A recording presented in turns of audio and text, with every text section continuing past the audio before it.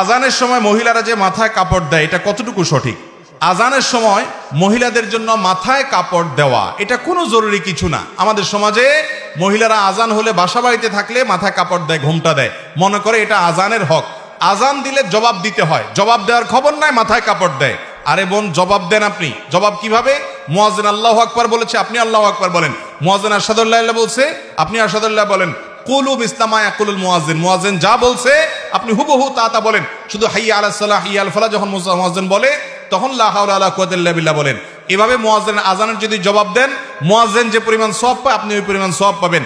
আর মুয়াজ্জিন কি পরিমাণ সওয়াব পায় জানেন? হাদিসে আসছে মুয়াজ্জিনের আজান শুনে যত মানুষ নামাজ পড়ে তাদের সবার সমপরিমাণ সওয়াব মুয়াজ্জিন সাহেব পায়, আর আপনি জবাব দিয়ে ওই পরিমাণ সওয়াব পাইতে পারেন।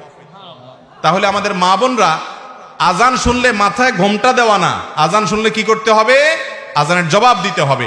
হ্যাঁ, আপনি যদি বাহিরে বেপর্দা থাকেন তাহলে আজান শুনলেও ঘোমটা দিবেন, আজান না শুনলেও ঘোমটা দিবেন। আর বাসা বাড়িতে গৃহস্থলী কাজে আছেন, এখানে আপনার শ্বশুর আছে, আপনার স্বামী আছে, অন্য কেউ গায়ে মাহারাম নাই, আপনার ঘোমটা দেওয়ার দরকার নেই। আজান শুনে